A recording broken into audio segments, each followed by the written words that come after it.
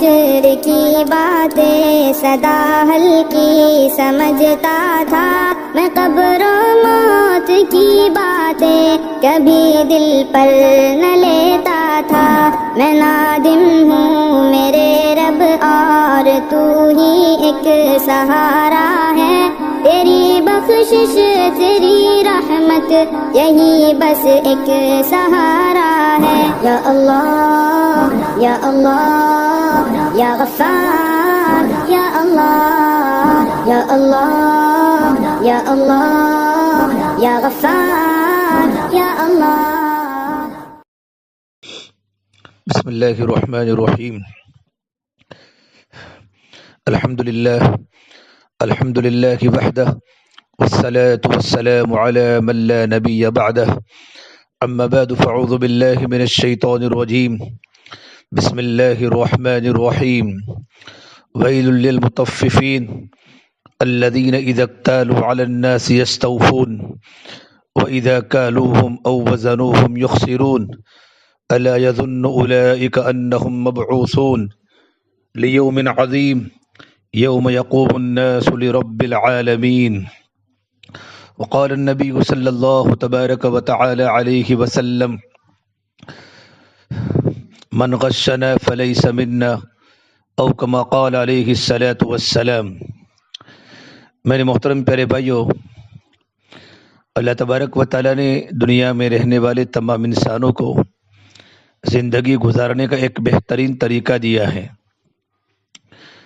زندگی اچھی طریقے پر گزارنے کے لیے اللہ تبارک و تعالیٰ نے ہمیں دین اسلام دیا۔ اللہ تبارک و تعالیٰ کی نگاہ میں سب سے محبوب ترین جو مذہب ہے وہ دین اسلام ہے۔ ان الدین عند اللہ الاسلام۔ اور اللہ تبارک و تعالیٰ کا اعلان ہے کہ جو بھی انسان اسلام دین کے علاوہ کوئی دوسرا دین لے کر آئے گا، مذہب لے کر آئے گا، وہ اللہ تعالیٰ کی بارگاہ میں قبول نہیں ہوگا۔ وَمَن يَبْتَغِ غَيْرَ الْإِسْلَامِ دِينًا فَلَن يُقْبَلَ مِنْهُ وَهُوَ فِي الْآخِرَةِ مِنَ الْخَاسِرِينَ۔ وہ آخرت کے اندر بالکل ناکام رہے گا، گھاٹے میں رہے گا۔ اللہ تبارک و تعالیٰ نے ہمیں مذہب اسلام پسند کر کے دیا ہے، اور اللہ تبارک و تعالیٰ کا یہ بھی حکم ہے، اے ایمان والو تم اسلام میں پورے کے پورے داخل ہو جاؤ، اور تم شیطان کے قدموں کے پیچھے مت چلو۔ شیطان تمہارا اوپن اور کھلا ہوا دشمن ہے۔ یا ایھا الذین آمنوا ادخلوا فی السلم کافۃ ولا تتبعوا خطوات الشیطان انہ لکم عدو مبین۔ یہ اللہ تبارک و تعالیٰ کی طرف سے حکم ہے، ایمان والو اسلام میں پورے کے پورے داخل ہو جاؤ۔ آج ہماری عبادات تو اسلام کی طرح ہے، لیکن ہماری معاشرت اور ہماری معاملات وہ اسلام کے خلاف ہے، یہودیوں کے مذہب پر ہے، مجوسی کے مذہب پر ہے۔ اس لیے مکمل اسلام میں داخل ہونا ہے۔ جس طرح ہم نماز اسلام کے مطابق پڑھتے ہیں، ہماری معاشرت بھی اسلامی ہو، ہمارے معاملات بھی اسلامی ہو، ہمارا کلچر، ہمارے اخلاق اور ہمارا کیریکٹر بھی اسلامی ہو۔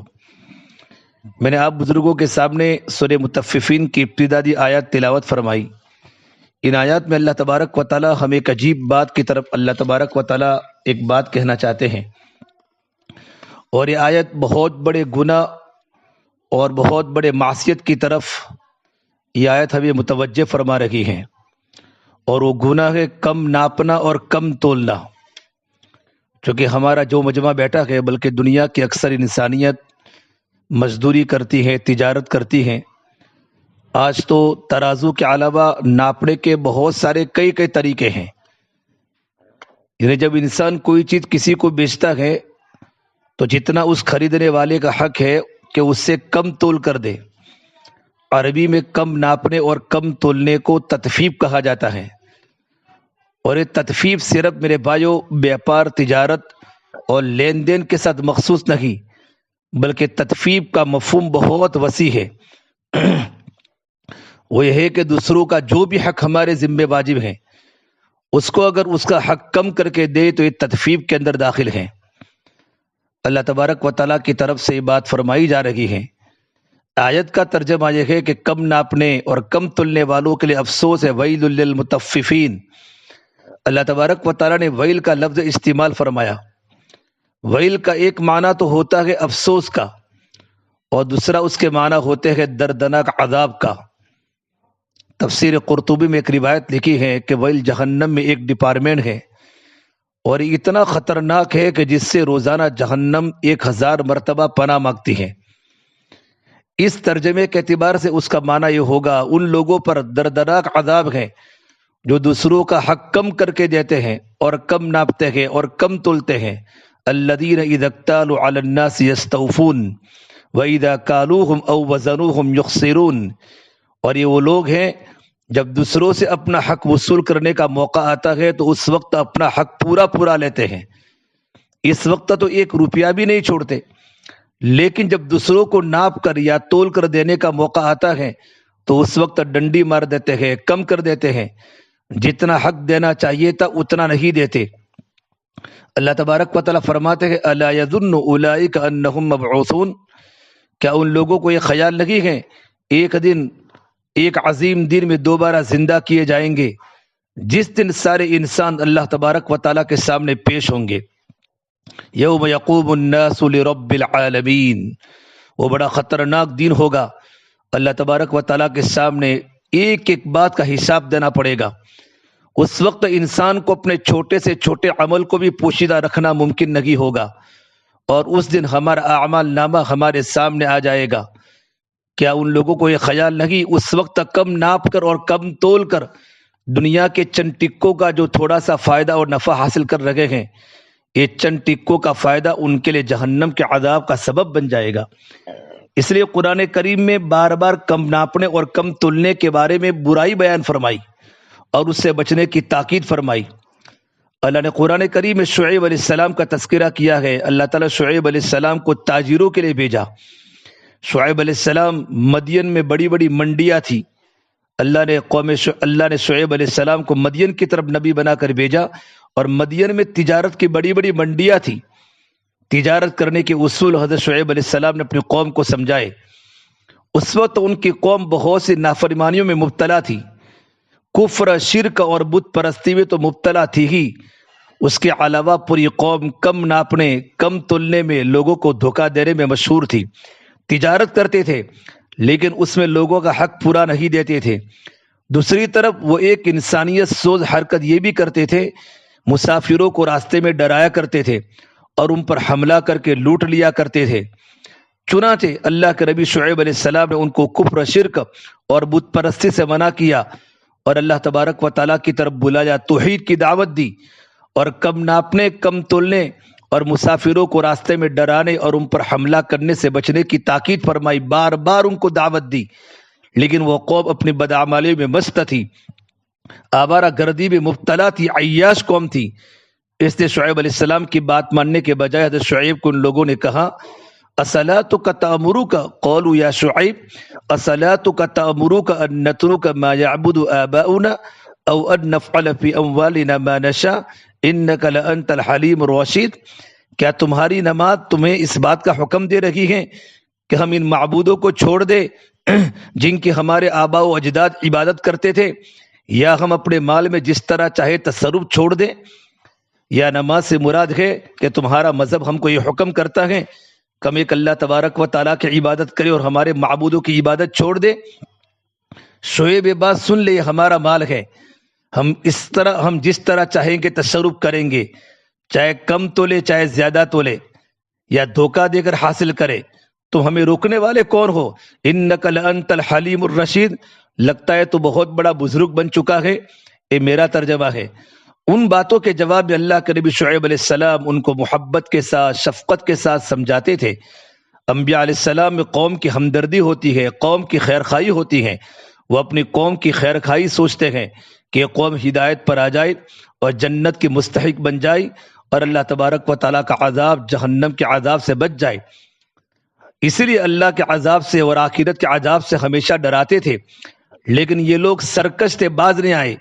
بالآخر ان کا وہی انجام ہوا جو نبی کی بات نہ ماننے والوں کا ہوتا ہے، وہ ایک اللہ تبارک و تعالیٰ نے ان پر ایسا عذاب بھیجا جو شاید کسی اور قوم کی طرف نہیں بھیجا گیا۔ میرے بھائیو، یہ نبیوں کی دعوت کا اثر ہوتا ہے، نبیوں کی دعوت کا نتیجہ ہوتا ہے۔ جب کلمے کی دعوت کی انتہا ہو جاتی ہے اور لوگ نہ ماننے والے بن جاتے ہیں اور نبیوں کی مذاق اڑانے والے بن جاتے ہیں، تو اللہ تبارک و تعالی یا تو لوگوں کو ہدایت دیتا ہے یا تو اللہ پاک اپنی زمین کو ان لوگوں سے پاک اور صاف کر لیتا ہے۔ وہ عذاب ان پر اس طرح آیا کہ پہلے 3 دن متواتر پوری بستی میں سخت گرمی پڑی، لوگ پسینے سے شرابور ہو گئے، اتنی گرمی پڑی گویا کہ آسمان سے انگارے برس رہے ہیں اور زمین آگ اگل لگی ہے۔ حبس اور تپش نے ساری بستی والوں کو پریشان کر دیا۔ 3 دن کے بعد بستی والوں نے دیکھا اچانک ایک بادل کا ٹکڑا گاؤں کی طرف بستی کی طرف آ رہا ہے اور اس بادل کے نیچے ٹھنڈی ٹھنڈی ہوائیں چل لگی ہے۔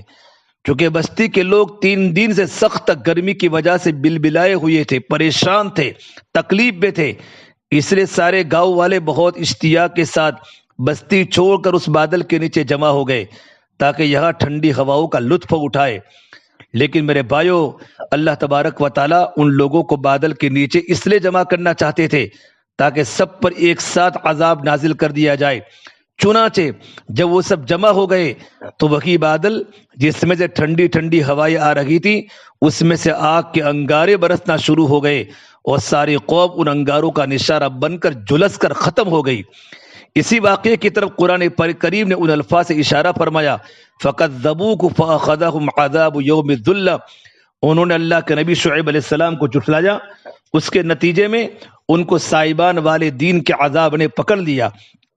اور ایک جگہ پر میرا اللہ فرماتا ہے، فَتِلْكَ مَسَاكِنُهُمْ لَمْ تُسْكَبْ مِنْ بَعْدِهِمْ إِلَّا قَلِيلًا وَكُنَّا نَحْنُ الْوَارِثِينَ، یعنی ان کی بستیاں دیکھو جو ان کی ہلاکت کے بعد آباد بھی نہیں ہو سکی مگر بہت ہی کم، الا قلیلا، ہم ہی ان کے سارے مال و دولت اور جائیداد کے وارث بن گئے۔ وہ تو یہ سمجھ رہے تھے کہ کم ناپیں گے، کم تولیں گے، دھوکہ دیں گے، ملاوٹ کر کے اپنے مال و دولت کو بڑھائیں گے، مال و دولت میں اضافہ کریں گے، لیکن وہ ساری کی ساری دولت دھری کی دھری رہ گئی۔ میرے بھائیو، اگر تم نے ڈنڈی مار کر 1 تولہ یا 2 تولہ، 1 چھٹنگ یا 2 چھٹنگ مال خریدار کو کم دے دیا اور چند پیسے کما لیے، دیکھنے میں تو یہ پیسے ہیں لیکن حقیقت میں وہ آگ کے انگارے ہیں جس کو تم اپنے پیٹ میں ڈال رہے ہو۔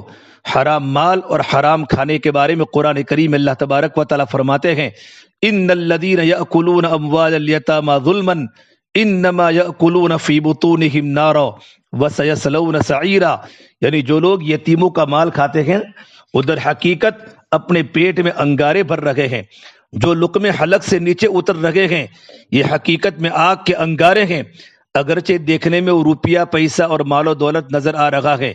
کیونکہ میرے بھائیو، اللہ کے حکم کی خلاف ورزی کر کے اور اللہ تبارک و تعالیٰ کی نافرمانی کر کے جو پیسے حاصل کیے ہیں، یہ پیسے اور یہ مال و دولت دنیا میں بھی تباہی کا سبب ہے اور آخرت کے اندر بھی تو بہت خطرناک اللہ تبارک و تعالیٰ کا عذاب کا ذریعہ بنے گا۔ اور یہ کم ناپنا اور کم تلنا بھائی صرف تجارت کے ساتھ ہی خاص نہیں ہے، بلکہ کم ناپنا اور کم تلنا تو اپنے اندر بہت وسیع مفہوم رکھتا ہے۔ چنانچہ اللہ کے نبی صلی اللہ تبارک و تعالیٰ علیہ وسلم کے صحابی حضرت عباس کے بیٹے حضرت عبداللہ ابن عباس رضی اللہ تعالیٰ عنہما، جو امام المفسرین ہیں، سورہ مطففین کی ابتدائی آیات کی تفسیر کرتے ہوئے فرماتے ہیں، شدت العذاب یومئذ للمطففین من الصلاة والزکاة والصیام وغیر ذلک من العبادات، یعنی قیامت کے دن سخت عذاب ان لوگوں کو بھی ہوگا جو اپنی نماز، زکوٰۃ اور روزے اور دوسری عبادات میں کمی کرتے ہیں۔ اس سے معلوم ہوا عبادات میں کوتاہی کرنا، سستی کرنا، اس کو پورے آداب کے ساتھ ادا نہ کرنا بھی تطفیف کے اندر داخل ہے۔ اور جو تمام کی تمام جو وعیدیں تجارت کے ساتھ ہے، کم ناپنے اور کم تلنے پر ہیں، یہ ساری کی ساری وعیدیں ان آداب کی رعایت نہ کرنے والوں کے لیے بھی ہے۔ مثال کے طور پر ایک آقا اپنے مزدور سے پورا کام لیتا ہے، اس کو ذرا سے بھی سہولت دینے کو تیار نہیں ہے، لیکن تنخواہ دیتے وقت اس کی جان نکلتی ہے۔ مزدور پورا کام کرتا ہے، لیکن سیٹ کو، مالک کو جب ماہانہ مہینہ پورا ہوتا ہے تو تنخواہ دینے میں تکلیف پڑتی ہے اور پوری تنخواہ نہیں دیتا، یا دیتا ہے تو صحیح وقت پر نہیں دیتا، ٹال مٹول کرتا ہے، یہ بھی ناجائز اور حرام ہے اور تدفین میں داخل ہے۔ فرمایا اللہ کے نبی صلی اللہ تبارک و تعالی علیہ وسلم نے، اعط الاجیر اجرہ قبل ان یجف عرقہ. کیا میرے نبی نے جملہ فرمایا؟ آپ صلی اللہ تبارک و تعالیٰ علیہ وسلم نے زندگی کے ہر شعبے میں اپنے امت کی رہبری فرمائی. فرمایا میرے آقا صلی اللہ تبارک و تعالیٰ علیہ وسلم نے مزدور کو اس کی مزدوری پسینہ خشک ہونے سے پہلے ادا کر دو، اس لیے کہ جب تم نے اس سے مزدوری کرا لی، کام لے لیا، اب مزدوری دینے میں تاخیر کرنا بالکل شریعت میں جائز نہیں ہے.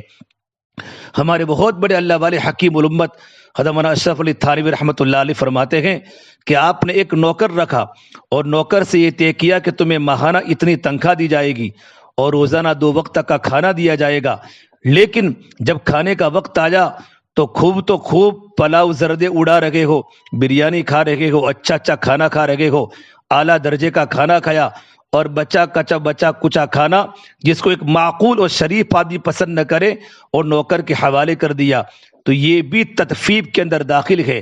اس لیے کہ جب تم نے اس کے ساتھ 2 وقت کا کھانا طے کر لیا تو اس کا مطلب یہ ہے کہ تم اس کو اتنی مقدار میں ایسا کھانا دو گے جو ایک معقول آدمی پیٹ بھر کر کھا سکے. لہذا اب اس کو بچا کچا کھانا دینا اس کی حق تلفی اور اس کے ساتھ ناانصافی ہے، بلکہ یہ کہوں میں تو ظلم ہے، یہ بھی تطفیف کے اندر داخل ہوگی. یا مثال کے طور پر ایک اور مثال دے کر میں آپ کو سمجھاتا ہوں. ایک آدمی کسی محکمے میں کسی آفس میں 8 گھنٹے کا ملازم ہے، تو گویا اس نے یہ 8 گھنٹے اس محکمے کے ہاتھ بیچ دیے ہیں اور یہ معاہدہ کر لیا ہے کہ میں 8 گھنٹے آپ کے پاس کام کروں گا اور اس کے بدلے اس کو اجرت و تنخواہ ملے گی. اب اگر وہ اجرت تو پوری لیتا ہے، تنخواہ تو پوری لیتا ہے، لیکن اس 8 گھنٹے کی ڈیوٹی میں کمی کر لیتا ہے اور اس میں سے کچھ وقت اپنی ذاتی کاموں میں صرف کر لیتا ہے، تو اس کا یہ عمل بھی تطفیف کے اندر داخل ہے، حرام ہے، گناہ کبیرہ ہے. یہ بھی اس طرح گنہگار ہیں جس طرح کم ناپنے اور کم تلنے والا گنہگار ہوتا ہے. اس لیے کہ اس نے اگر 8 گھنٹے کے بجائے 7 گھنٹے کام کیا تو 1 گھنٹے کی ڈیوٹی مار دی، گویا کہ اجرت کے وقت اپنا حق اجرت تو پورا لے رہا ہے اور جب دوسروں کے حق دینے کا وقت آیا تو کم دے رہا ہے. لہذا تنخواہ کا وہ حصہ حرام ہوگا جو اس وقت کے بدلے میں ہوگا جو اس نے اپنی ذاتی کاموں میں صرف کیا ہے. یہ دونوں قسم کے لوگوں کے لیے ہے، شیڈ کے لیے بھی ہے اور نوکر کے لیے بھی ہے.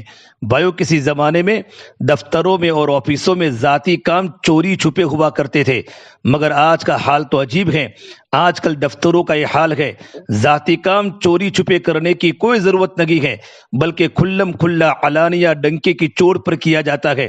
اپنے مطالبات پیش کرنے کے لیے ہر وقت تیار ہے، تنخواہ بڑھاؤ، الاؤنس بڑھاؤ، فلاں ہمیں رعایتیں دو، اور اس مقصد کے لیے احتجاج کرنے، جلسے جلوس کرنے اور نعرے لگانے کے لیے، ہڑتال کرنے کے لیے ہر وقت تیار ہے. لیکن یہ نہیں دیکھتے ہمارے ذمے کیا حقوق عائد ہو رہے ہیں، ہم ان کو ادا کر رہے ہیں یا نہیں کر رہے ہیں. ہم نے 8 گھنٹے کی ملازمت اختیار کی تھی، ان 8 گھنٹوں کو کتنی دیانت اور امانت داری کے ساتھ خرچ کیا، اس طرف کسی کا بالکل دھیان نہیں جاتا. یاد رکھو میرے بھائیو، ایسے ہی لوگوں کے لیے قرآن کریم میں فرمایا ان لوگوں کے لیے دردناک عذاب ہے جو دوسروں کے حق میں کمی کرتے ہیں اور جب دوسروں سے حق وصول کرنے کا وقت آتا ہے تو اس وقت پورا لیتے ہیں. یاد رکھو اللہ تبارک و تعالیٰ کے یہاں 1 منٹ کا حساب ہوگا اور اس میں کوئی رعایت نہیں کی جائے گی. بھائیو، میں آپ کے سامنے ایک مدرسے کے علماء کے واقعہ بیان کروں. آپ حضرات دارالعلوم دیوبند کو جانتے ہیں. اس آخری دور میں اللہ تبارک و تعالیٰ نے اس ادارے کو اس امت کے لیے رحمت بنا دیا اور یہاں ایسے لوگ پیدا ہوئے جنہوں نے صحابہ کرام کی یادیں تازہ کر دی. حضرت مفتی محمد شفیع صاحب رحمۃ اللہ علیہ، جن کی معارف القرآن کی تفسیر پوری دنیا میں مشہور ہے، دارالعلوم وہ فرماتے ہیں کہ دارالعلوم دیوبند کے ابتدائی دور میں استادوں کا یہ معمول تھا کہ دارالعلوم کے وقت میں اگر کوئی مہمان ملنے کے لیے آ جاتا تو جس وقت وہ مہمان آتا اس وقت وہ گھڑی دے کر وقت کو نوٹ کر لیتے اور یہ نوٹ کر لیتے، اے مہمان مدرسے کے اوقات میں سے اتنا وقت میرے پاس رہا. پورا مہینہ اس طرح کرتے اور جب مہینہ ختم ہو جاتا تو استاد ایک درخواست پیش کرتے، چونکہ پھولا دین میں اتنی دیر تک میں مہمان کے ساتھ مشغول رہا، اس وقت دارالعلوم کے کام میں صرف نہیں ہو سکا، لہذا میری تنخواہ میں سے اتنے وقت تک کی تنخواہ کاٹ دی جائے۔ اللہ اکبر! ہمارے بزرگوں میں، ہمارے اسلاف میں کتنا اللہ کا ڈر تھا، کتنا اللہ تبارک و تعالیٰ کا ڈر تھا۔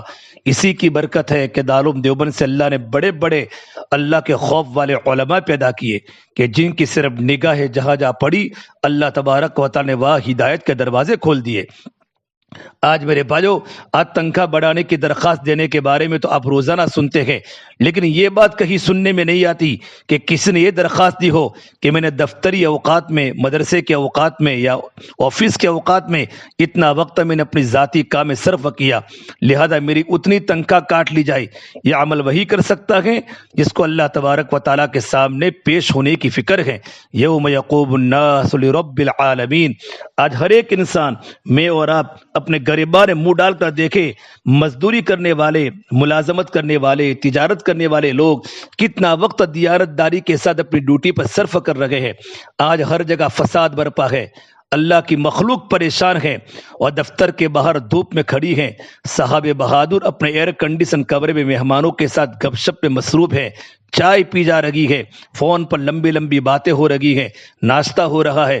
اس طرز عمل میں ایک طرف تو تنخواہ حرام ہو رہی ہے اور دوسری طرف اللہ کی مخلوق کو پریشان کرنے کا گناہ الگ الگ ہو رہا ہے۔ آپ جاؤ سرکاری دفاتر میں جاؤ، کتنی لمبی لمبی لائن لگی ہوتی ہے۔ ایک سرکاری محکمے کے ذمہ دار افسر نے مجھے بنگلور میں بتایا کہ میرے ذمے یہ ڈیوٹی ہے کہ میں ملازموں کی حاضری لگاؤں، ایک ہفتہ کے بعد ہفتہ بھر کا چٹھا تیار کر کے میں اپنے افسر کو پیش کرتا ہوں تاکہ اس کے مطابق سیلری تیار کی جائے۔ اور میرے محکمے میں نوجوانوں کی ایک بڑی تعداد ایسی ہے جو مار پیٹ والے آوارہ نوجوان ہیں۔ ان کا حال یہ ہے، اولن تو دفتر میں آتے ہی نہیں ہے، کمپنی میں آتے ہی نہیں ہیں، اور اگر کبھی آتے بھی ہیں تو 1-2 گھنٹے کے لیے آتے ہیں اور یہاں آ کر یہ کرتے ہیں کہ دوستوں سے ملاقات کرتے ہیں، کینٹین میں بیٹھ کر گپ شپ کرتے ہیں اور مشکل سے آدھا گھنٹہ دفتری کام کرتے ہیں اور چلے جاتے ہیں۔ میں نے حاضری کے رجسٹر میں لکھ دیا یہ حاضر نہیں ہوئے تو لوگ پستول اور ریوالور لے کر مجھے مارنے کے لیے آئے اور کہ ہماری حاضری کیوں نہیں لگائی، فوراً ہماری حاضری لگاؤ۔ اب مجھے بتائے میں کیا کروں؟ اگر حاضری لگاتا ہوں تو جھوٹ ہوتا ہے، اور اگر نہیں لگاتا ہوں تو ان لوگوں کے غیظ و غضب کا نشانہ بنتا ہوں، ان لوگوں کے حملے کا نشانہ بنتا ہوں۔ میں کیا کروں؟ آج ہماری کمپنیوں کا، ہمارے دفتروں کا حال ہے میرے بھائیو۔ اور سب سے بڑا حق تو اللہ تبارک و تعالیٰ ہے، اس حق کی ادائیگی میں کمی کرنا بھی کم تولنے اور کم ناپنے میں داخل ہے۔ مثلا نماز اللہ تبارک و تعالیٰ کا حق ہے، اور نماز کا طریقہ بتا دیا گیا، اس طرح قیام کرو، اس طرح رکوع کرو، اس طرح سجدہ کرو، اس طرح اطمینان کے ساتھ، اور اس طرح اطمینان کے ساتھ سارے ارکان کو ادا کرو۔ اب آپ نے جلدی جلدی بغیر اطمینان کے 1 منٹ کے اندر نماز پڑھ لی، نہ سجدہ اطمینان سے کیا، نہ رکوع اطمینان سے کیا، تو آپ نے اللہ کے حق میں کوتاہی کی۔ چنانچہ حدیث پاک میں آتا ہے، ایک صاحب نے جلدی جلدی نماز ادا کر لی، نہ رکوع اطمینان سے کیا، نہ سجدہ اطمینان سے کیا، تو ایک صحابی نے ان کی نماز دے کر فرمایا لقد تففت، تم نے نماز کے اندر تطفیف کی، یعنی اللہ تبارک و تعالیٰ کا پورا حق تم نے ادا نہیں کیا۔ میرے بھائیو یاد رکھیے، کسی کا بھی حق ہو، چاہے اللہ تبارک و تعالیٰ کا حق ہو یا بندے کا حق ہو، اس میں جب کمی اور کوتاہی کی جائے گی تو یہ بھی ناپ تول میں کمی کے حکم میں داخل ہوگی، اور اس پر وہ ساری کی ساری وعید صادق آئے گی جو قرآن کریم میں ناپ تول کی کمی پر بیان کی ہے۔ اسی طرح میرے بھائیو، تطفیف کے وسیع مفہوم میں یہ بات بھی داخل ہے کہ جو چیز فروخت کی وہ خالص فروخت نہیں بلکہ اس کے اندر ملاوٹ کر دی۔ یہ ملاوٹ کرنا کم ناپنے اور کم تولنے میں اس لحاظ سے داخل ہے۔ مثلا آپ نے 1 کلو آٹا فروخت کیا، لیکن اس 1 کلو آٹے میں خالص آٹا تو آدھا ہے، اور آدھا کیا ہے کہ آدھا سیر، آدھا کلو کو اور چیز ملا دی۔ اس ملاوٹ کا نتیجہ یہ ہوا خریدار کا جو حق تھا، اس کو 1 کلو آٹا ملنا تھا، وہ حق اس کو پورا نہیں ملا، اس لیے یہ بھی حق تلفی میں داخل ہے۔ بعض لوگ بھائی اشکال کرتے ہیں، ہم خوردہ فروش ہے، ہمارے پاس تو تھوک فروش کی طرف سے جیسا مال آتا ہے وہ ہم آگے بیچتے ہیں.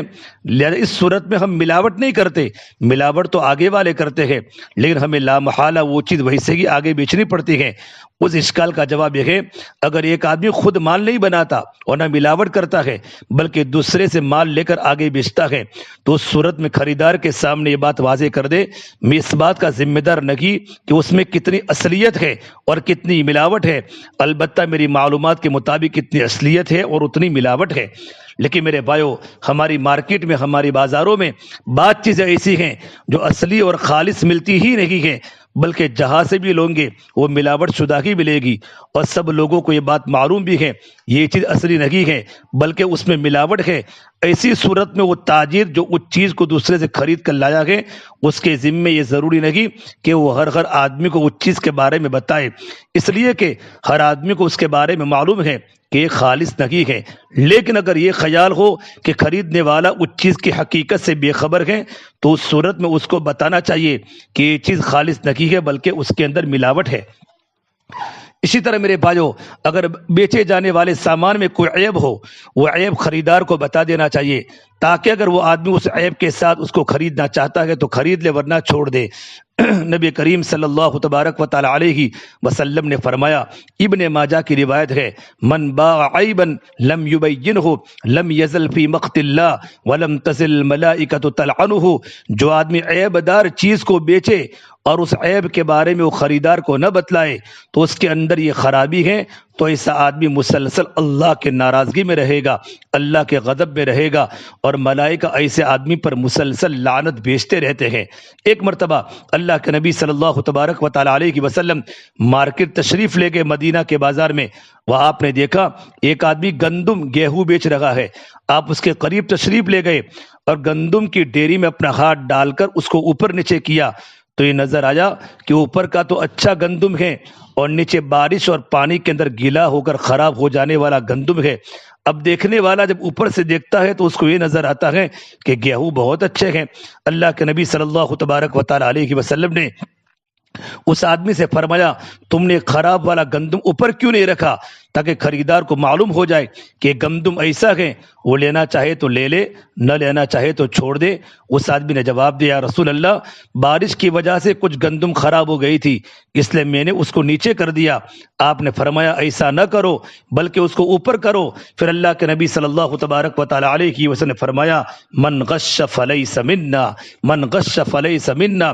صحیح مسلم کی روایت ہے کہ جو آدمی دھوکہ دے اس کا ہم سے کوئی تعلق نہیں ہے. یعنی جو آدمی ملاوٹ کر کے دھوکہ دے، بظاہر تو خالص چیز بیچ رہا ہے لیکن حقیقت میں اس میں کوئی دوسری چیز ملا دی گئی ہے، یا بظاہر تو پوری چیز دے رہا ہے لیکن حقیقت میں وہ اس سے کم دے رہا ہے، تو یہ غش اور دھوکہ ہے. اور جو آدمی یہ کام کرے وہ ہم میں سے نہیں ہے، یعنی مسلمانوں میں سے نہیں ہے. دیکھیں میرے بھائیو، ایسے آدمی کے بارے میں اللہ کے نبی صلی اللہ تبارک و تعالی علیہ وسلم کتنی سخت بات فرما رہے ہیں. لہذا جو چیز بیچ رہے ہو اس کی حقیقت خریدار کو بتا دو، اس کی یہ حقیقت ہے، لیکن خریدار کو دھوکے میں اور اندھیرے میں رکھنا منافقت ہے، مسلمان اور مومن کا شیوا نہیں ہے. ہمارے امام صاحب ابو حنیفہ رحمۃ اللہ علیہ، جن کے ہم اور آپ سب مقلد ہیں، بہت بڑے تاجر تھے، بیپاری تھے، کپڑے کی تجارت کرتے تھے، لیکن بڑے سے بڑے نفع کو اس حدیث پر عمل کرتے ہوئے قربان کر دیا کرتے تھے. چنانچہ ایک مرتبہ ان کے پاس کپڑے کا ایک تھان آیا جس میں کوئی عیب تھا. چنانچہ آپ نے اپنے ملازموں کو جو دکان پر کام کرتے تھے کہہ دیا، یہ تھان فروخت کرتے وقت گاہک کو بتا دیا جائے کہ اس کے اندر یہ عیب ہے. چند دن کے بعد ایک ملازم نے وہ تھان بیچ دیا اور عیب بتانا بھول گیا. جب امام صاحب نے پوچھا اس عیبدار تھان کا کیا ہوا، اس ملازم نے بتایا، حضرت میں نے اس کو بیچ دیا. اب اگر کوئی اور مالک ہوتا تو ملازم کو شاباشی دیتا، یار تو اچھا کام کرتا ہے، تم نے عیبدار تھان کو فروخت کر لیا. مگر امام صاحب نے پوچھا، کیا تم نے اس کو اس کا عیب بتا دیا تھا؟ تو ملازم نے جواب دیا، حضرت میں عیب بتانا بھول گیا، جان بوجھ کر نہیں، بھول گیا. آپ نے پورے شہر کے اندر اس گاہک کی تلاش شروع کی اور جو عیبدار تھان خرید کر لے گیا تھا، کافی تلاش کے بعد وہ گاہک مل گیا. تو آپ نے اس کو بتایا کہ جو تھان آپ میری دکان سے خرید کر لائے ہیں اس میں فلاں عیب ہے، اس لیے آپ وہ تھان مجھے واپس کر دے، اور اگر اسی عیب کے ساتھ رکھنا چاہیے تو آپ کی خوشی. میرے بھائیو، یہ ہمارے بزرگوں کے دل میں اللہ کا ڈر تھا۔ آج ہم لوگوں کا یہ حال ہو گیا ہے، نہ صرف یہ کہ عیب نہیں بتاتے بلکہ جانتے ہیں یہ عیب دار سامان ہیں، اس میں فلاں خرابی ہے، اس کی ڈیٹ ختم ہو گئی ہے، اس کے باوجود قسمیں کھا کھا کر یہ بتاتے ہیں یہ بہت اچھی چیز ہے، اعلیٰ درجے کی ہے، اس کو خرید لے۔ ہمارے اوپر یہ جو اللہ کا غضب نازل ہو رہا ہے، پورا معاشرہ عذاب مبتلا ہے، ہر انسان بد امنی، بے چینی، پریشانی میں ہے، ڈپریشن اور ٹینشن میں ہے، کسی آدمی کی بھی جان مال آبرو محفوظ نہیں ہے۔ یہ عذاب ہمارے انہی گناہوں کا نتیجہ اور وبال ہیں کہ ہم نے محمد صلی اللہ تبارک و تعالی علیہ وسلم کے بتائے ہوئے طریقوں کو چھوڑ دیا ہے۔ سامان بیچتے وقت اس کی حقیقت لوگوں کے سامنے واضح نہیں کرتے، ملاوٹ، دھوکہ، فریب بازار میں عام ہو چکا ہے، ہر بیپاری جھوٹا بن چکا ہے، جھوٹی قسمیں دے دے کر لوگوں کو سامان بیچ رہا ہے۔ اسی طرح میرے بھائیو، آج شوہر بیوی سے تو سارے حق وصول کرنے کو تیار ہے، وہ ہر بات میں میری اطاعت کرے، میری غلام بن کے زندگی گزارے، کھانا بھی پکائے، گھر کا انتظام بھی کرے، بچوں کی پرورش بھی کرے، ان کی تربیت بھی کرے، اور میرے ماتھے پر شکن بھی نہ آنے دے، اور چشم و آبرو کے اشارے کی منتظر رہے۔ یہ سارے حقوق شوہر بیوی سے وصول کرنے کو تیار ہے، لیکن جب بیوی کے حقوق ادا کرنے کا وقت آتا ہے تو کیا ہوتا ہے؟ اس وقت ڈنڈی مار دی جاتی ہے اور ان کو ادا نہیں کرتا۔ حالانکہ قرآن کریم میں میرا اللہ فرماتا ہے، شوہروں کو فرماتا ہے وَعَاشِرُوهُنَّ بِالْمَعْرُوفِ، بیویوں کے ساتھ نیک برتاؤ کرو، اور اللہ کے نبی صلی اللہ تبارک و تعالی علیہ وسلم یہاں تک فرمایا خیارکم خیارکم لنسائہم، تمہیں بہترین آدمی وہ ہیں جو اپنے عورتوں کے حق میں بہتر ہو۔ ایک دوسری حدیث میں اللہ کے نبی صلی اللہ تبارک و تعالی علیہ وسلم نے فرمایا استوصوا بالنساء خیرا، یہ بخاری شریف کی روایت ہے، عورتوں کے حق میں بھلائی کرنے کی نصیحت کو قبول کر لو، یعنی ان کے ساتھ بھلائی کا معاملہ کرو۔ اللہ اور اللہ کے رسول صلی اللہ علیہ وسلم تو ان کے حقوق کی ادائیگی کی اتنی تاکید فرما رہے ہیں، لیکن بھائیو ہمارا یہ حال ہے، ہم اپنی عورتوں کے پورے حقوق ادا کرنے کو تیار نہیں۔ یہ سب کم ناپنے اور کم تلنے کے اندر داخل ہیں، اور یہ بھی تطفیف ہے اور شرعاً حرام ہے۔ میرے بھائیو، ساری زندگی میں بیچاری عورت کا ایک ہی مالی حق شوہر کے ذمہ واجب ہوتا ہے، وہ ہے مہر، وہ بھی شوہر ادا نہیں کرتا۔ ہوتا یہ کہ ساری زندگی تو مہر ادا نہیں کیا، جب مرنے کا وقت قریب آیا، بستر پر پڑا ہوا ہے، دنیا سے جانے والا ہے، رخصتی کا منظر ہے، اس وقت بیوی سے کہتا ہے مہر معاف کر دو۔ اب اس موقع پر بیوی بیچاری کیا کرے؟ کیا رخصت ہونے والے شوہر سے یہ کہہ دے میں معاف نہیں کرتی؟ چنانچہ اس کو مہر معاف کرنا پڑتا ہے۔ ساری عمر اس سے فائدہ اٹھایا، ساری عمر تو اس سے حقوق طلب کیے، لیکن اس کا حق دینے کا وقت آیا تو اس میں ڈنڈی مار گئے۔ یہ تو مہر کی بات تھی۔ نفقہ کے اندر شریعت کا یہ حکم ہے، اس کو اتنا خرچہ دیا جاوے کہ وہ آزادی اور اطمینان کے ساتھ زندگی گزارا کر سکے۔ اگر اس میں کمی کرے گا تو یہ بھی کم ناپنے، کم توڑنے کے اندر داخل ہے اور حرام ہے۔ خلاصہ ہے، جس کا کوئی حق دوسرے کے ذمہ واجب ہو وہ اس کو پورا ادا کرے، اس میں کمی نہ کرے، ورنہ اس عذاب کا مستحق ہوگا جس عذاب کی وعید اللہ پاک نے ان آیات میں فرمائی ہے، ویل للمطففین الذین اذا اکتالوا علی الناس یستوفون۔ اور میرے بھائیو، آج ہم لوگوں کا یہ حال ہے، جب ہم مجلس جمع کر بیٹھتے ہیں تو حالات پر تبصرہ کرتے ہیں، بہت حالات خراب ہو رہے ہیں، چاروں طرف بد امنی ہے، بے چینی ہے، ڈاکے پڑ رہے ہیں، جان محفوظ نہیں، مال محفوظ نہیں، معاشی بدحالی کے اندر مبتلا ہیں، ہر جگہ دیکھو تو بازار نرم پڑے ہوئے ہیں اور تیزی ختم ہو چکی ہے، مندی بہت ہے۔ یہ سب تبصرے ہوتے ہیں، لیکن کوئی آدمی ان تمام پریشانیوں کا حل تلاش کر کے اس کا علاج کرنے کو تیار نہیں ہوتا۔ مجلس کے بعد دامن جھاڑ کر اڑ جاتے ہیں۔ ارے بھائیو، یہ دیکھو، یہ جو کچھ ہو رہا ہے وہ خود سے نہیں ہو رہا ہے، بلکہ کوئی کرنے والا کر رہا ہے۔ اس کائنات کا کوئی ذرہ اور کوئی پتہ اللہ تعالیٰ کی مشیت کے بغیر حرکت نہیں کر سکتا۔ لہذا اگر بد امنی اور بے چینی آ رہی ہے تو اس کی مشیت سے آ رہی ہے۔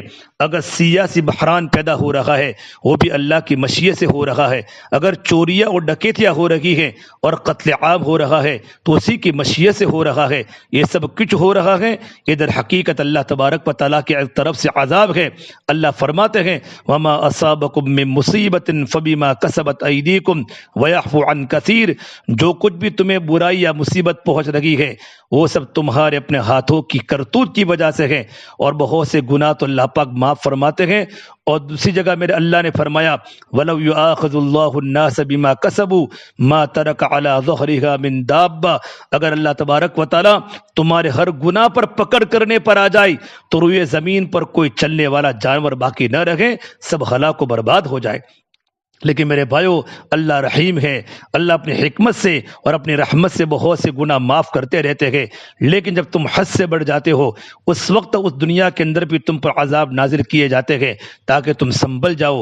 اب اگر بھی سنبھل گئے تو تمہاری باقی زندگی بھی درست ہو جائے گی اور آخرت بھی درست ہو جائے گی، لیکن اگر اب بھی نہ سنبھلے تو یاد رکھنا دنیا کے اندر تو تم پر عذاب آ ہی رہا ہے، اللہ بچائے، آخرت کا عذاب اس سے بھی زیادہ سخت ہے، خطرناک عذاب ہے۔ بڑے بڑے صحابہ اللہ کے عذاب سے دنیا میں خوب رویا کرتے تھے۔ بھائیو آج ہر آدمی اس فکر میں ہے کسی طرح دو پیسے جلدی سے ہاتھ آ جائے، کل کے بجائے آج ہی مل جائے، چاہے حلال طریقے سے ملے یا حرام طریقے سے ملے، دھوکہ دے کر ملے یا فریب دے کر ملے یا دوسرے کی جیب کاٹ کر ملے، لیکن مل جائے۔ یاد رکھو اس فکر کے نتیجے میں تمہیں دو پیسے مل جائیں گے، لیکن یہ دو پیسے نہ جانے کتنی بڑی رقم تمہاری جیب سے نکال کر لے جائیں گے۔ یہ دو پیسے دنیا میں تمہیں کبھی امن اور سکون نہیں دے سکتے، یہ دو پیسے تمہیں چین کی زندگی نہیں دے سکتے، اس لیے کہ یہ دو پیسے تم نے حرام طریقے سے اور دوسروں کی جیب پر ڈاکہ ڈال کر دوسرے انسان کی مجبوری سے فائدہ اٹھا کر حاصل کیے ہیں۔ لہذا گنتی میں تو یہ پیسے شاید اضافہ کر دے لیکن تمہیں چین لینے نہیں دیں گے، اور کوئی دوسرا آدمی تمہاری جیب پر ڈاکہ ڈال دے گا اور اس سے زیادہ نکال کر لے جائے گا۔ آج بازاروں میں یہی ہو رہا ہے، آپ نے ملاوٹ کر کے دھوکہ دے کر پیسے کمائے، دوسری طرف دو انسان آئے آپ کی دکان میں داخل ہوئے اور ہتھیار کے زور پر آپ کا سارا سامان اٹھا کر لے گئے۔ اب بتائے جو پیسے آپ نے حرام طریقے سے کمائے تھے وہ فائدہ مند ثابت ہوئے یا نقصان دہ ثابت ہوئے؟ ظاہر بات ہے نقصان ہی ہے، لیکن اگر تم حرام طریقہ اختیار نہ کرتے، اللہ کے ساتھ معاملہ درست رکھتے تو اس صورت میں پیسے اگرچہ گنتی میں کچھ کم تھے لیکن ہمارے لیے آرام و سکون و چین کا ذریعہ بنتے۔ اس لیے میرے بھائیو ہم تمام کو سنبھلنے کی ضرورت ہے۔ بعض لوگ یہ کہتے ہیں کہ مولانا صاحب ہم نے تو بہت امانت اور دیانت کے ساتھ پیسے کمائے تھے، اس کے باوجود بھی ہماری دکان پر ڈاکو آ گئے اور لوٹ کر لے گئے۔ بات ایک ذرا غور کرو، اگرچہ تم نے امانت اور دیانت سے کمائے تھے لیکن یقین کرو تم سے کوئی نہ کوئی گناہ ضرور سرزد ہوا ہوگا، اس لیے کہ اللہ فرماتے ہیں جو کچھ تمہیں مصیبت پہنچ رہی ہے اور تمہارے ہاتھوں کے کرتوت کی وجہ سے پہنچ رہی ہے، ہو سکتا ہے تم نے کوئی گناہ کیا ہو لیکن اس کا خیال و دھیان نہیں کیا، ہو سکتا ہے تم نے زکوٰۃ پوری ادا نہ کی ہو یا زکوٰۃ کا حساب صحیح نہ کیا ہو یا اور کوئی گناہ کیا ہو، اس کے نتیجے میں عذاب تم پر آیا ہو۔ اور میرے بھائیو دوسری بات ہے جب کوئی گناہ معاشرے میں پھیل جاتا ہے اور اس گناہ سے کوئی روکنے والا بھی نہیں ہوتا تو اس وقت اللہ تبارک و تعالیٰ کا کوئی عذاب آتا ہے تو عذاب یہ نہیں دیکھتا کس نے اس گناہ کا ارتکاب کیا تھا اور کس نے نہیں کیا تھا، بلکہ وہ عذاب عام ہوتا ہے، تمام لوگ اس کی لپیٹ میں آ جاتے ہیں۔ چنانچہ میرا اللہ فرماتا ہے وَاتَّقُوا فِتْنَةً لَا تُصِيبَنَّ الَّذِينَ ظَلَمُوا مِنْكُمْ خَاصَّةً، اس عذاب سے ڈرو جو صرف ظالم ہی کو اپنی لپیٹ میں نہیں لے گا بلکہ جو لوگ ظلم سے الگ تھے وہ بھی اس عذاب میں پکڑے جائیں گے۔ اس لیے کہ اگرچہ لوگ خود تو ظالم نہیں تھے لیکن کبھی ظالم کا ہاتھ پکڑنے کی کوشش نہیں کی، کبھی ظلم کو بٹانے کی جدوجہد نہیں کی، اس ظلم کے خلاف ان کی پیشانی پر بل نہیں آیا، اس لیے گویا وہ بھی اس ظلم میں ان کے ساتھ شامل تھے۔ لہذا یہ کہنا ہم تو بڑی امانت اور دیانت داری کے ساتھ تجارت کرتے تھے اس کے باوجود ہمارے ہاں چوری ہو گئی، ڈاکہ پڑ گیا، اتنی بات کہہ دینا کافی نہیں، اس لیے کہ اس امانت اور دیانت کو دوسروں تک پہنچانے کا کام تم نے انجام نہیں دیا، اس کو چھوڑ دیا، اس لیے اس عذاب میں تم بھی گرفتار ہو۔ اس لیے میرے بھائیو ہم تمام کو سنبھلنے کی ضرورت ہے، اللہ تبارک و تعالیٰ کے سامنے متوجہ ہونے کی ضرورت ہے۔ ایک زمانہ تھا جب مسلمانوں کا یہ شیوہ تھا کہ تجارت بالکل صاف ستھری ہو، اس میں دیانت اور امانت ہو، دھوکہ اور فریب نہ ہو۔ آج مسلمانوں نے تو ان چیزوں کو چھوڑ دیا، اور انگریزوں اور امریکیوں اور دوسری مغربی اقوام نے ان چیزوں کو اپنی تجارت میں پسند کیا۔ اس کا نتیجہ یہ ہے ان کی تجارت کو فروغ ہو رہا ہے، دنیا پر چھا گئے۔ مفتی محمد شفیع عثمانی صاحب رحمۃ اللہ علیہ فرماتے تھے، یاد رکھو باطل کے اندر کبھی ابھرنے اور ترقی کرنے کی طاقت ہی نہیں ہے، چونکہ قرآن کریم میں صاف فرما دیا ان الباطل کان زہوقا، باطل تو مٹنے کے لیے آیا ہے، لیکن اگر کہیں تمہیں نظر آئے کہ کوئی باطل ترقی کر رہا ہے، ابھر رہا ہے، تو سمجھ لو کوئی حق بات ان کے ساتھ لگ گئی ہے اور اس حق چیز نے اس کو ابھارا ہے۔ لہذا باطل لوگ جو خدا پر ایمان نہیں رکھتے، آخرت پر یقین نہیں رکھتے، محمد صلی اللہ تبارک و تعالی علیہ وسلم پر ایمان نہیں رکھتے، اس کا تقاضا تو یہ تھا ان کو دنیا کے اندر بھی ذلیل رسوا کر دیا جاتا، لیکن کچھ حق چیزیں ان کے ساتھ لگ گئی۔ وہ امانت ہے، وہ دیانت ہے جو اللہ کے نبی صلی اللہ تبارک و تعالی علیہ وسلم نے ہمیں سکھائی تھی، وہ انہوں نے اختیار کر لی۔ اس کے نتیجے میں اللہ نے ان کی تجارت کو ترقی عطا فرمائی، آج وہ پوری دنیا پر چھا گئے ہیں۔ ہم نے تھوڑے سے نفع کی خاطر امانت اور دیانت کو چھوڑ دیا اور دھوکہ فریب کو اختیار کر لیا، اور یہ نہ سوچا یہ دھوکہ فریب آگے چل کر ہماری اپنی تجارت کو تباہ و برباد کر دے گا۔ میرے بھائیو، مسلمانوں کا ایک شان تھا کہ وہ تجارت میں کبھی دھوکہ اور فریب نہیں دیتا، ناپ تول میں کبھی کمی نہیں کرتا، کبھی ملاوٹ نہیں کرتا، امانت اور دیانت کو کبھی ہاتھ سے نہیں جانے دیتا۔ اللہ کے نبی صلی اللہ تبارک و تعالی علیہ وسلم نے دنیا کے سامنے ایسا ہی معاشرہ پیش کیا، اور صحابہ کرام کی شکل میں ایسے ہی لوگ تیار کیے جنہوں نے تجارت میں بڑے سے بڑے نقصان کو گوارا کیا، لیکن دھوکہ دینے کو گوارا نہیں کیا، جس کا نتیجہ یہ ہوا اللہ نے ان کی تجارت بھی چمکائی، ان کی سیاست بھی چمکائی، ان کا بول بالا کیا۔ جس زمین پر ان کے قدم پڑے وہ زمین ان کی ہو گئی، انہوں نے دنیا سے اپنی طاقت اور قوت کا لوہا منوایا۔ آج ہمارا یہ حال ہے، عام مسلمان نہیں بلکہ وہ مسلمان جو 5 وقت کی نماز سے پابندی سے ادا کرتے ہیں، لیکن جب وہ بازار میں جاتے ہیں تو سب احکام بھول جاتے ہیں، گویا کہ اللہ تعالیٰ کے احکام صرف مسجد تک کے لیے ہیں، بازار کے لیے نہیں ہے، مارکیٹ کے لیے نہیں ہے۔ خدا کے لیے اس فرق کو ختم کرے اور زندگی کے تمام شعبوں میں اسلام کے تمام احکامات کو بیان لانے کی کوشش کرے۔ خلاصہ یہ ہے، تدفیف کے اندر وہ تمام صورتیں داخل ہے جس میں ایک شخص اپنا حق تو پورا وصول کرنے کے ہر وقت تیار رہے، لیکن اپنے ذمے جو دوسرے کے حقوق واجب ہے وہ اس کو ادا نہ کرے۔ ایک حدیث شریف میں اللہ کے نبی صلی اللہ تبارک و تعالی علیہ وسلم فرماتے ہیں، لا یؤمن احدکم حتی یحب لاخیہ ما یحب لنفسہ، تم میں سے کوئی آدمی اس وقت تک مومن نہیں ہو سکتا جب تک وہ اپنے مسلمان بھائی کے لیے بھی وہی چیز پسند نہ کرے جو اپنے لیے پسند کرتا ہے۔ یہ نہ ہو اپنے لیے تو پیمانہ کچھ اور ہے اور دوسروں کے لیے پیمانہ کچھ اور ہے۔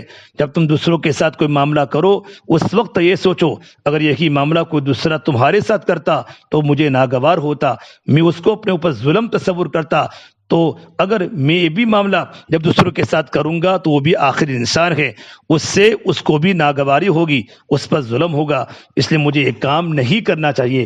لہذا میرے بھائیوں، ہم سب اپنے گریبان میں منہ ڈال کر دیکھیں اور صبح سے لے کر شام تک زندگی کا جائزہ لے، کہاں ہم سے حق تلفیاں ہو رہی ہے، کم ناپنا، کم تولنا، دھوکہ دینا، ملاوٹ کرنا، فریب دینا، عیبدار چیزوں کو بیچنا، یہ تجارت کے اندر حرام ہے، اس کی وجہ سے تجارت پر اللہ کی طرف سے وبال آ رہا ہے۔ یہ سب حق تلفی تدفیف کے اندر داخل ہے۔ اللہ تبارک و تعالی ہم سب کو اس حقیقت کا فہم اور ادراک عطا فرمائے اور حقوق ادا کرنے کی توفیق عطا فرمائے، اور تدفیف کے وبال و عذاب سے اللہ پاک ہم سب کو نجات عطا فرمائے۔ اس لیے میرے بھائیو، آج سے ارادہ کر کے جاؤ، انشاءاللہ سامنے رمضان کا مبارک مہینہ آ رہا ہے، شعبان کی پہلی تاریخ شروع ہو چکی ہے۔ آج سے ہم اپنے گناہوں سے توبہ کریں، اپنی تجارت کو صاف ستھرا بناوے، نماز، عبادات، ہمارے معاملات، ہماری معاشرت اور ہماری اخلاق، دین کے جو بڑے بڑے 5 شعبے ہیں، ان 5 شعبوں کو صحیح ادا کرنے کی کوشش کرے۔ اللہ پاک ہم تمام کو ان باتوں پر اللہ پاک عمل کرنے کی توفیق عطا